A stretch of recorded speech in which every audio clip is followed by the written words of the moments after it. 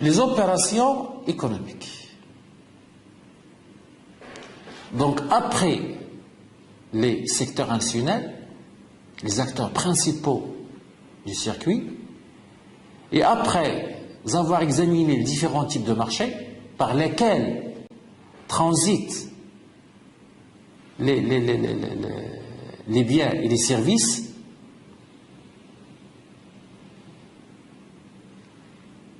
on va maintenant voir ce qu'on entend par opération économique. Généralement, il y a 3 types d'opérations économiques: les opérations sur biens et services, les opérations de répartition et les opérations financières. Les opérations sur biens et services. Ils concernent la production, la consommation, l'investissement, les exportations et les importations. Les opérations sur biens et services permettent de décrire l'origine des ressources dont disposent les acteurs de l'économie nationale, ainsi que la destination ou l'utilisation de ces ressources. Donc, à travers ce schéma que vous avez devant vous, nous constatons qu'il y a la partie ressources,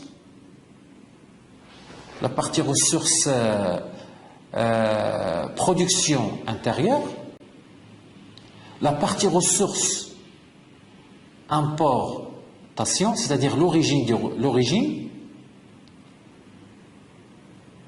et il y a la partie utilisation.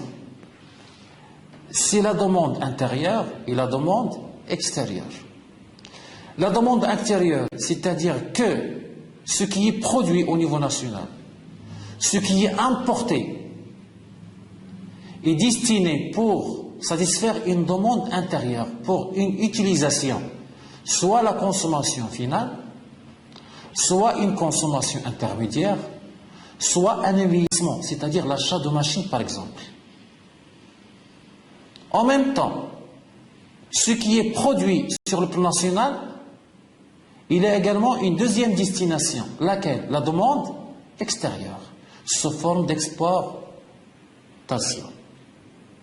Dans le cas du Maroc, par exemple, le Maroc produit le produit touristique, le Maroc, il produit les phosphates, ils font partie du PIB marocain, mais généralement, le produit touristique il est destiné à l'exportation. Donc, il y a une utilisation qui correspond à une demande extérieure. Les phosphates, c'est une production, il fait partie du PIB marocain, mais il est destiné vers une demande extérieure, sous forme d'exportation.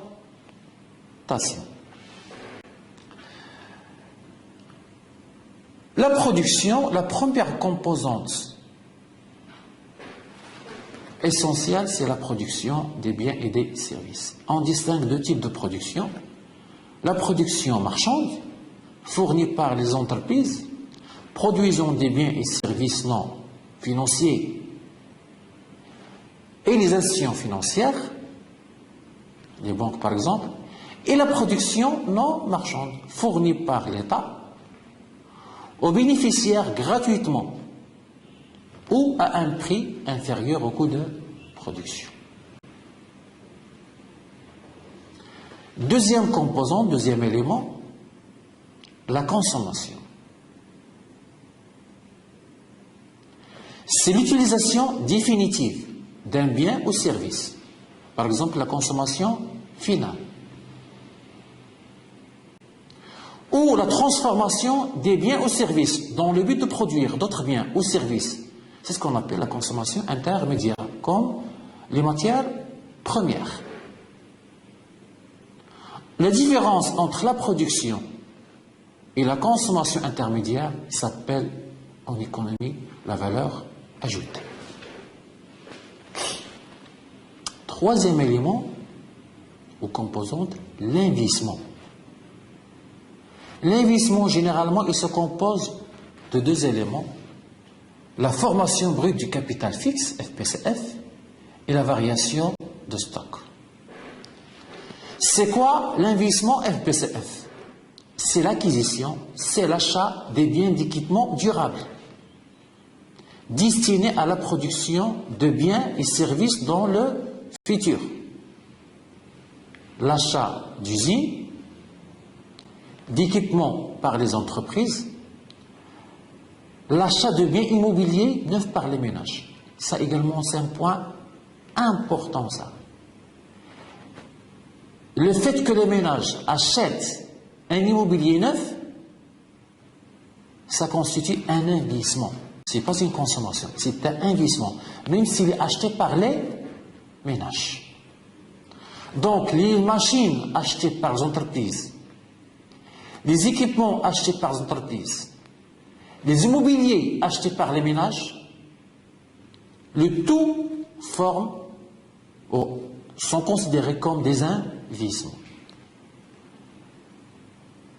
Les dépenses d'équipement collectif réalisées par l'État sont également des investissements, comme les routes, les autoroutes, les ponts, les barrages, etc. La variation de stock, il s'agit de l'augmentation. Donc quand on dit variation, ça veut dire augmenter, diminuer. Il s'agit de l'augmentation ou de la diminution de tous les biens non durables en stock. Les matières premières, produits semi-finis ou produits finis.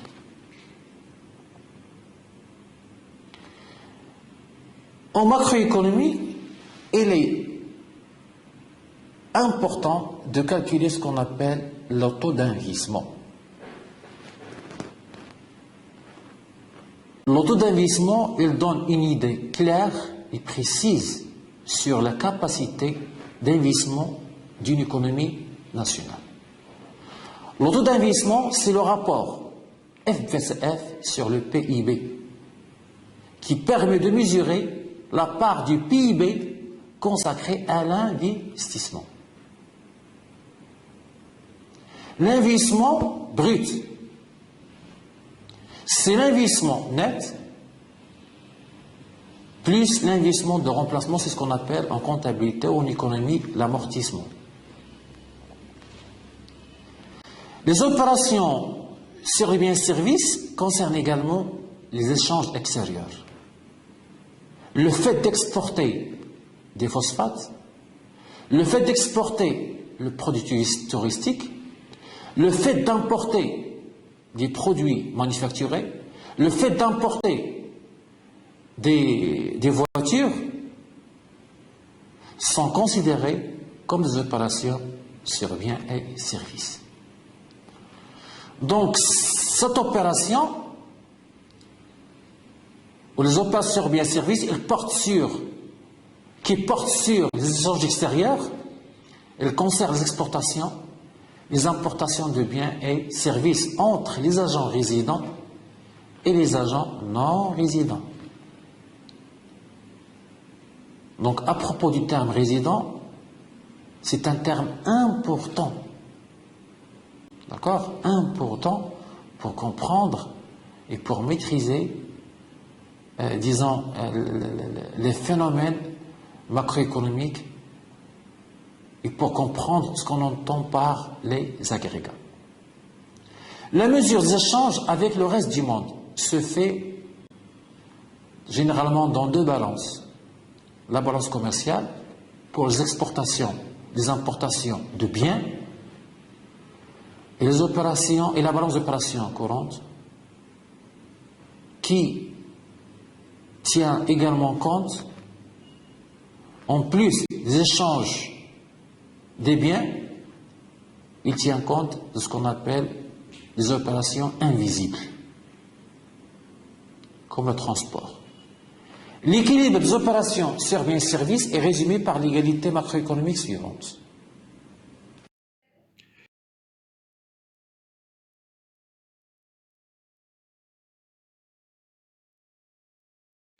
P, c'est-à-dire la production, plus M, c'est-à-dire l'importation, est égal à la consommation intermédiaire plus la consommation finale des ménages, plus la formation brute du capital fixe, plus la variation de stock, plus les exportations.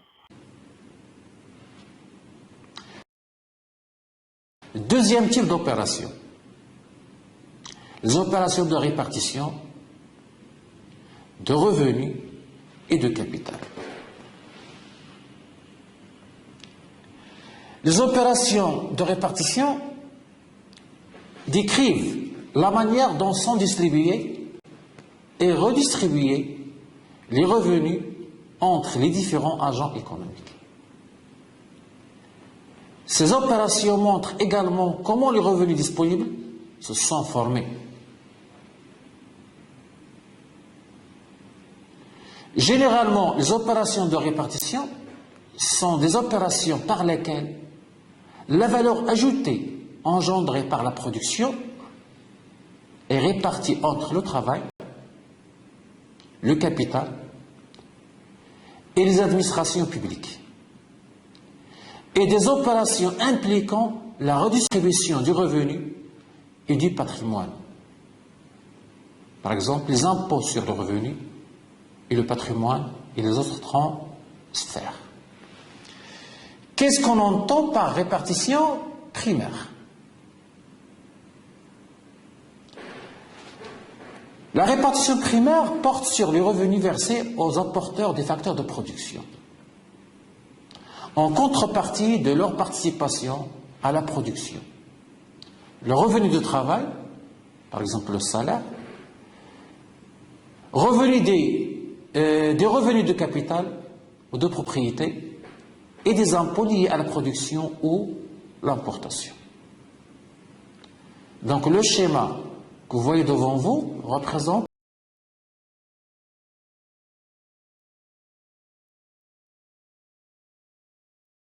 la répartition primaire des revenus.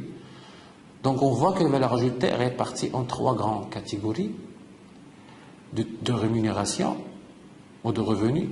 Rémunération des salariés, salaire, cotisation sociale, impôts liés à la production, TVA et droits de douane par exemple, et ce qu'on appelle l'EBE, l'excédent brut d'exploitation, c'est-à-dire les intérêts, les dividendes et la rente, c'est-à-dire les revenus de capital ou de propriété.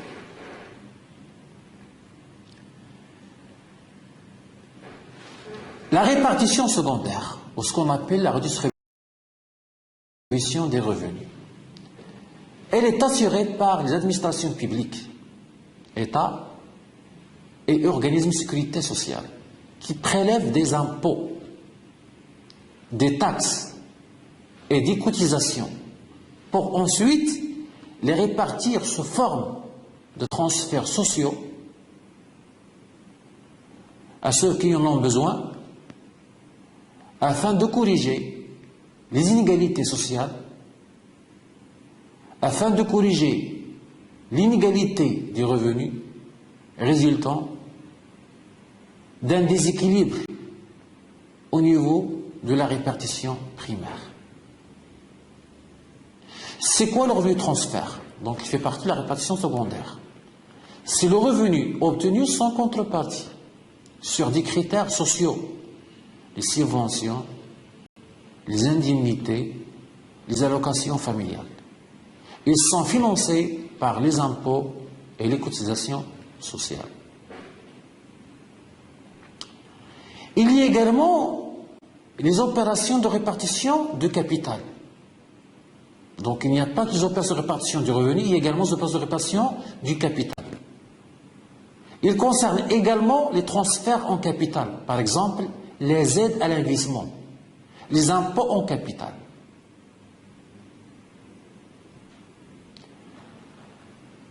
Il reste, avant de passer ou avant d'examiner les opérations financières, il reste un dernier terme important à définir, c'est la notion de revenu disponible.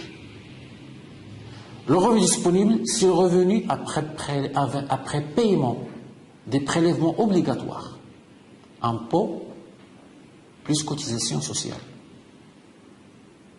Donc après paiement des prélèvements obligatoires et encaissement des revenus sociaux, généralement les prestations sociales. Le revenu disponible est généralement utilisé et généralement destiné une partie pour la consommation et une partie pour l'épargne.